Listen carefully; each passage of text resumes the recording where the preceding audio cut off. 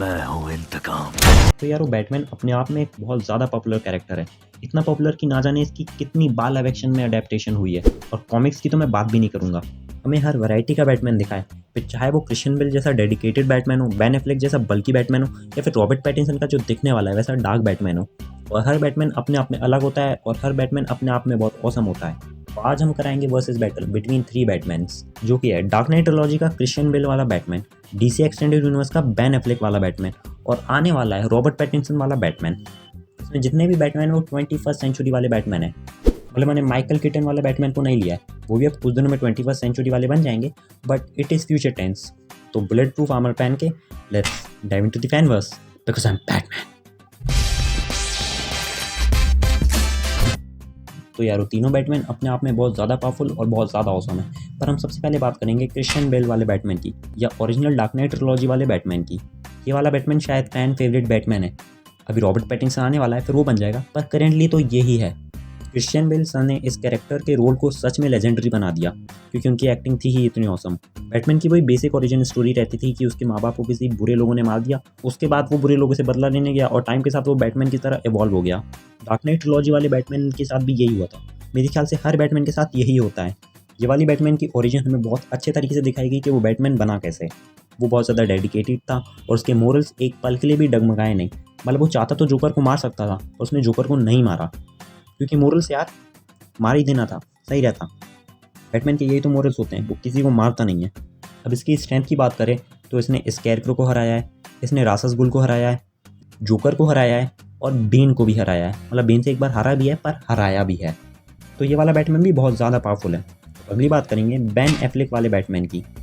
ये बैटमैन हमें सबसे पहले देखा था Batman versus Superman Dawn of the Justice में, और इस मूवी में उसने लिटरली जो मतलब सुपरमैन था उसकी बुरी तरह से मार ली थी। वो तो मम्मी का नाम ले लिया उसने तो बच गया, ये तो मर जाता है यार सुपरमैन। अगर ब्रूट फोर्स या फिर फिजिकल स्ट्रेंथ की बात करें तो ये वाले बैटमैन से ज़्यादा पावरफुल कोई दूसरा बैटमैन नहीं है, क्योंकि ये बहुत ज़्यादा बल्की है, ये खुद पे बहुत ज़्यादा काम करता है और इसके पास अंधा एक्सपीरियंस है। जहाँ क्रिश्चियन बेल वाले बैटमैन ने रॉबिन को रिक्रूट तक नहीं किया था, वहाँ ये वाला बैटमैन रॉबिन को रिक्रूट भी कर चुका है, उसको मार भी चुका है और उसको गार्ड भी चुका है। मतलब everything is sorted for this man, everything. और ये वाले बैटमैन को सबसे ज़्यादा एक्सपोजर भी मिला है, क्योंकि एक बड़ी यूनिवर्स का हिस्सा भी है। उसने सुपरमैन को ऑलमोस्ट हरा दिया था, डूम्सडे के सामने भी खड़ा रहा था, स्टीफन वुल्फ की आर्मी से फाइट करी थी, खुद के दम पे एक जस्टिस लीग को रिक्रूट किया था। और पास्ट में ना जाने क्या क्या झेल चुका है, रॉबिन की मृत्यु को भी झेल चुका है ये। तो मोरली तो ये वाला बैटमैन भी बहुत ज़्यादा स्ट्रॉन्ग है। तो फाइनली हम बात करेंगे रॉबर्ट पैटिंसन वाले बैटमैन की। करेंटली रॉबर्ट पैटिंसन वाला बैटमैन उतना पॉपुलर नहीं है, पर रॉबर्ट पैटिंसन खुद में बहुत ज़्यादा पॉपुलर है। मतलब ही से 5 मूवी वंडर, ज़्यादा लोगों ने उनकी 5 मूवीज ही देखी है, जो कि ट्यूलाइट है, और शायद Harry Potter and the goblet of fire देखी होगी, तो 6 मूवी वंडर। पर भी ये कैरेक्टर इन 6 मूवी से ही बहुत ज़्यादा पॉपुलर हो गया है। ये वाले बैटमैन के बारे में हमें ज़्यादा नहीं पता है, क्योंकि ट्रेलर्स आए वो भी मात्र 2, उससे ज़्यादा कुछ नहीं।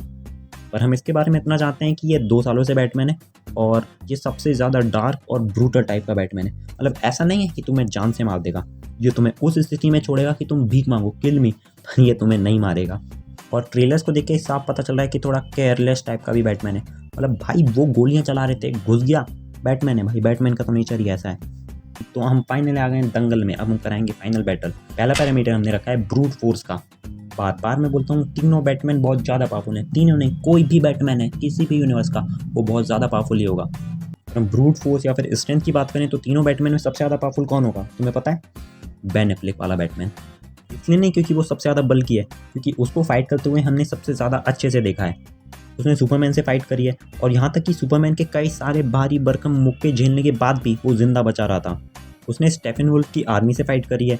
और बैटमैन वर्सेस सुपरमैन का वो वाला सीक्वेंस याद है, जब वो मार्था को बचाने के लिए वो पूरी आर्मी से लड़ने घुस जाता है, वो सीन कितना औसम था। उस सीन में हमें सच में पता चला था कि असल में ये वाला बैटमैन है कितना ज़्यादा पावरफुल। ऐसा नहीं है बचे हुए 2 बैटमैन कमज़ोर हैं, बैटमैन का ऐसा है भैया, वो किसी को भी हराने की प्लानिंग कर सकता है। तो अगर उसको खुद को हराने की प्लानिंग करनी हुई, वो भी किसी दूसरे वेरिएंट को हराने की, तो वो किस लेवल तक जाएगा वो कोई नहीं सोच सकता, कोई भी नहीं। जब भी ब्रूट फोर्स की बात होगी बैटमैन वर्सेस बैटमैन में बैटमैन ही जीतेगा और बैटमैन ही हारेगा। पर भी ब्रूट फोर्स का मैं सीधा 1 पॉइंट दूंगा बेन एफ्लेक वाले बैटमैन को। अगला पैरामीटर हमने रखा है गैजेट्स का। बैटमैन को बैटमैन 2 ही चीज़ें बनाती हैं, पहला उसका मोरल, दूसरा उसके गैजेट्स या फिर उसका पैसा। मतलब पैसा है तो गैजेट्स हैं, और गैजेट्स इसलिए हैं क्योंकि पैसा है। पैसे वाला क्राइटेरिया तो रख नहीं सकते, क्योंकि सारे बैटमैन के पास अंधा पैसा है। क्रिश्चियन बेल के पास खुद की बैट मोबिल थी जो बहुत पावरफुल थी, बैट कॉप्टर था, बैट बाइक थी, मतलब हर चीज़ के पीछे बैट लगा दो तो वो तुम्हारा गैजेट बन जाएगा।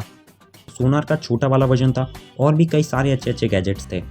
और रॉबर्ट पैटिंसन वाली बैटमैन का ट्रेलर देख के हम इतना समझें कि उसके पास बैट मोबिल भी ढंग की नहीं है, मतलब वो अच्छी दिख रही है पर इसके आगे वो कुछ भी नहीं है। और तुमने बेन एफ्लेक वाले बैटमैन के गैजेट्स देखें, वो सबसे ज़्यादा पावरफुल थे। उसकी बैट मूवी सबसे ज़्यादा पावरफुल थी, फायर पावर के मामले में भी उसकी बैट मूवी में सबसे ज़्यादा माल था। उसके पास एक प्लेन था जिसमें वो पूरी जस्टिस लीग को लेके वहाँ गया था, कहाँ पे, स्टीफन वुल्फ से फाइट करने। उसके पास खुद के 3 सैटेलाइट्स थे। उसके पास एक बैट आर्मर था जो सुपरमैन से फाइट करने के लिए डिज़ाइन था, और सुपरमैन के मुक्के के बाद भी वो जिंदा रहा था केवल उस बैट आर्मर की वजह से। तो साथ में उसने अपने गैजेट से उस टेक्नोलॉजी को डिवाइस किया था जिससे कि वो सुपरमैन को कुछ देर के लिए अनकॉन्शियस कर सकता है, मतलब अनकॉन्शियस नहीं, उसकी पावर्स छीन सकता है। तो गैजेट्स के मामले में भी अगला पॉइंट जाता है बेन एफ्लेक वाले बैटमैन को। अब अगला पैरामीटर आता है एक्सपीरियंस का। फिर से हम सबसे पहले करेंगे क्रिश्चियन बेल वाले बैटमैन की बात।